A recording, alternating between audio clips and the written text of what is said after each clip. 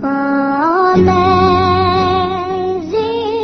grace, how sweet the sound that saved a wretch like Hi, and welcome to Straight Talk About God video. I'm Jack. Heroes of Faithing. Rahab. See, one of the most unlikely people to be a hero of faithing was the prostitute Rahab. I bet there's a lot of Christians who don't even remember her name. Rahab lived in the city of Jericho. Famous city of Jericho. You remember the story about how the walls of Jericho came tumbling down? Well, Rahab played a very important part in the victory of the Israelites in that battle. And there was also a surprise ending to the story, but that's later. First, we need to know a little bit about Rahab and about the battle.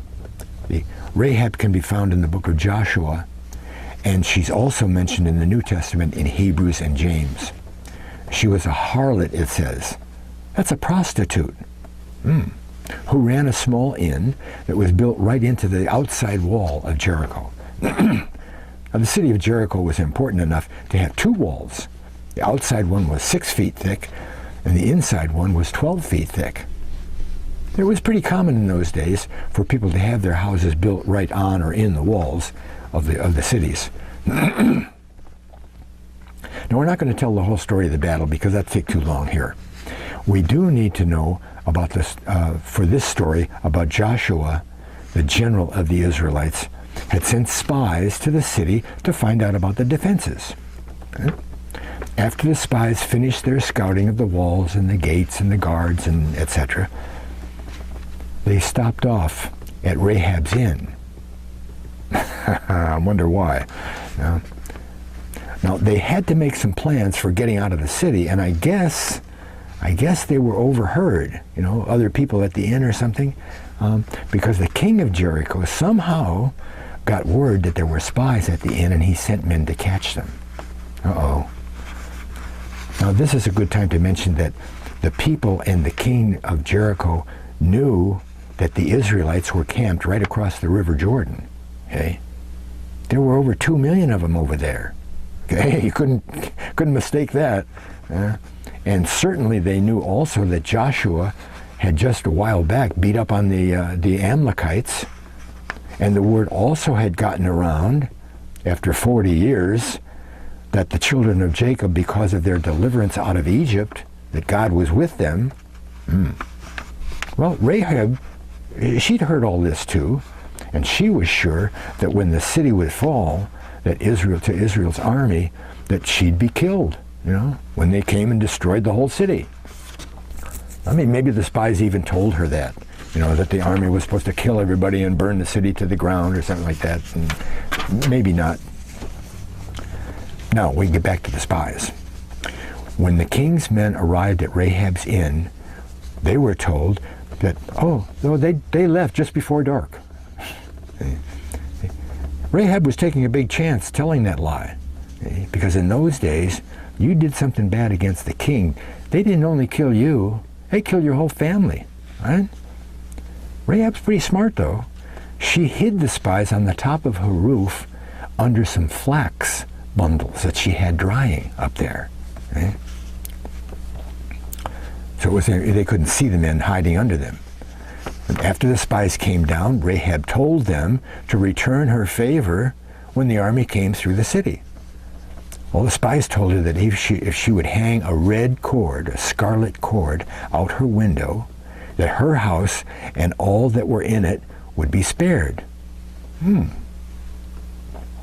Now, that might not look like those instructions are very hard, and they're not. But what makes the story so amazing is that those spies had no way of knowing how the battle would be fought. See, they'd come against the city and they'd get in somehow and they'd burn and they'd kill. That isn't it, Joshua had a visit from an angel who told him the plan of battle. And Joshua didn't say he told anybody else. He only told them that they were supposed to march around the city and keep their mouths shut until it was time to shout. What kind of battle plan is that? I mean, the spies probably figured that when the army swept through the city, killing and burning, that they'd see the red cord and leave that house alone. Well, that sounds all right, but wait till you see what really happened. Huh? You know, God likes to make sure that when we act in trust of His Word, there's no mistaking His work from our work, right? Remember Gideon? He started out with 32,000 men and wound up with 300. See? Because it took supernatural strength to beat the people he was beating. Okay. See, that's why faithing, that's what I like to call it, faithing, acting in faith, sometimes looks very silly by our everyday standards. You know, Rahab's trusting action couldn't possibly have saved her from dying if God hadn't helped. You know, but she did the two things necessary in faithing. She believed and she acted. See, you got to act. If you don't act, it doesn't please God. You know, Rahab took the word of the spies as backed up by God. They were God's representative to her, weren't they? And second, she hung the cord out the window. Okay. But now comes the impossible part. When Joshua came against the city, he didn't come fighting. Remember?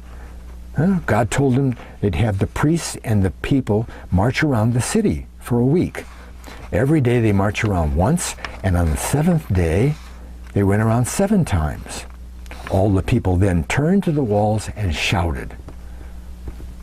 Wow, those 2 thick walls fell flat right down in a heap. Too bad for Rahab. Her house was right there in the wall, wasn't it? Oh, we don't have to worry about that. God keeps His word, didn't He, to Rahab? Because with the scarlet cord hanging out the window, her house wasn't touched. Now, try to imagine that in your mind, okay? The mighty walls of Jericho all falling flat down in a heap, and Rahab's section of the wall with her house in it standing still up there, maybe 30 or 50 feet high, right? With the red cord floating in the wind. Okay? Here's the interesting part. Try to put yourself in Rahab's place if she knew in advance that the walls were going to fall down. Okay? Okay? I mean, it sure seems funny now to hear the spies promise to Rahab. Well, Rahab, we're going to march around the city and shout at the walls. And then those walls are going to fall down. But don't you worry. If you hang the red cord out the window, your house won't fall down with the rest of the walls. Huh? Well, when the battle was over, the same men who were the spies brought Rahab and her family to Joshua, because they were all in the house too. And he thanked her and for her help, and he gave her some choice parcel of land as a reward. But now the surprise ending. The surprise ending. Wow. See, it's almost as though God wanted to teach us that faithing can be done by anyone, and He'll keep His word. You know? Rahab wasn't one of the Israelites, right? She didn't worship God, try to keep His laws, you know. In fact, she was pretty bad, a pretty bad sinner in the eyes of most people that I know. A prostitute? Ooh. Well, God doesn't care about that. If you believe, ask Him for help, and He act on His promise. He starts out fresh every time you trust or faith in His word. Yeah? Well, it turned out that Rahab married a man called Salmon, S-A-L-M-O-N, Salmon. Big deal. Well, so what? His name can be found in Matthew chapter 1, verses 4 and 5. Okay? But Salmon was the great-great-grandfather of King David. Whoa! That's the bloodline of David. That's pretty high cotton. And the David killed Goliath. And there's more, because 26 generations later, out of that same bloodline came Joseph, Jesus' father. Now you're going to have to figure out how many greats that makes altogether. But who would have guessed that God would choose Rahab, a prostitute, to be Jesus' grandmother many times removed? I think it shows that God really likes and wants people to trust him. And you know, you can trust him too. He'll help you. See, these people's actions of trust were no different than ours. They weren't doing some high and mighty supernatural things. She just hung the cord out the window. You can do that, can't you? And that can be a big plus in understanding how we can faith in our everyday lives. Faithing actions are just the same actions that we really do all the time. Right? It's just that when we do them because of something God has said, that they become faithing. And you get the Spirit of God put in your body. I mean, just changing a flat tire can sometimes be an act of faith, you know?